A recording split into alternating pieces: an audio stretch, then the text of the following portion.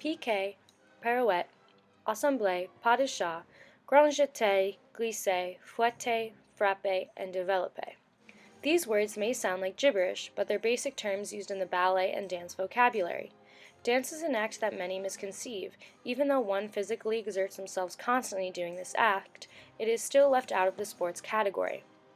Everyone claims that dance is an art form and classifies it as such. Dance holds properties of art, as most times dance is a representation or interpretation of a story through movement.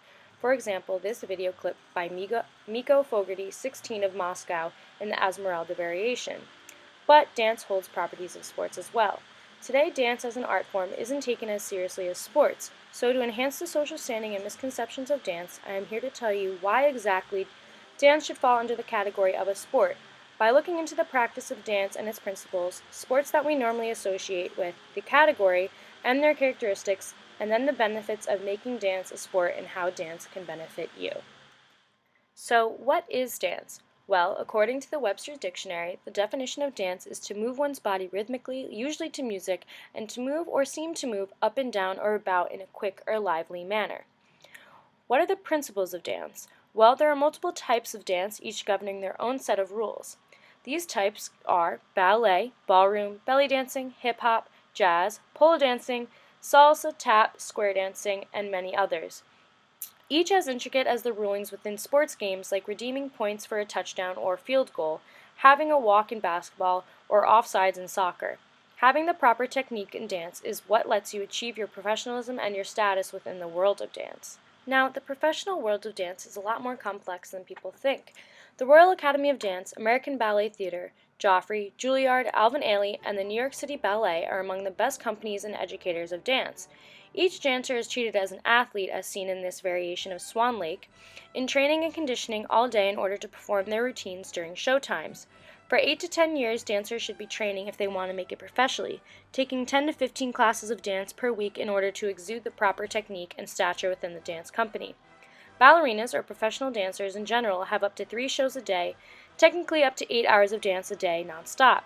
Dancers in a company are paid and have a short career time span, considering the amount of exertion that is put on their body. According to the Atlanta Ballet, a dancer's career can usually last until his or her early to late 30s, sometimes a few years more. The length of a dancer's career is very similar to any other professional athlete, depending on the dancer's individual body and avoidance of injuries. Personally, growing up as a dancer, I was both classically trained as those in the professional companies mentioned and showed before, according to the Royal Academy of Dance's syllabus. But I also experienced dancing competitively against other teams and schools in regional competitions in my area and national competitions. Winning trophies and awards for performances and ranking dances out of a certain amount of points delegated by judges is standard at these competitions. Each dance team is allowed to submit a number of dances in certain categories, which will be matched up against other schools and studios who submitted dances within the same category. Dance competitions run just like how sports have a set of rules and regulations and point systems based on each team's performance throughout the allotted game time. The following video is from the Royal Academy of Dance at the Hip Hop International's dance competition in 2015. Understanding the background of dance and the multiple elements of dance is helpful when comparing it to sports that we normally watch, especially seeing the sport's characteristics match up to those of dance. What is a sport and what are the characteristics of a sport, especially ones that we pay the most attention to? Well, the definition of sports is an athletic activity requiring skill or physical prowess and often of a competitive nature. What is competition? To strive to outdo another for acknowledgement, a prize, supremacy, profit, etc., or engaging in a contest.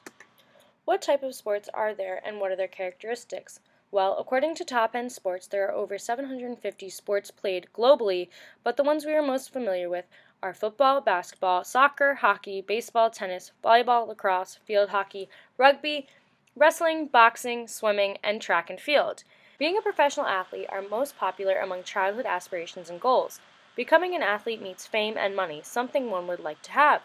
Athletes in the media today are seen as icons as well, but to become a professional athlete, training is extremely necessary. Even sports like ice skating and cheerleading incorporate dance into their moves and are half based off of dance, and they are called sports. Football players often take ballet classes to build balance and grace on the field. In 2013, for CBS Sports, Pittsburgh Steelers player Steve McLendon said that ballet is harder than anything else I do on the field and off the field. After viewing the elements and principles of sports and how they parallel to the actions of dance, questions have risen on how dance benefits an individual and what benefits dance would reap being a sport. So, what are the health benefits of dance?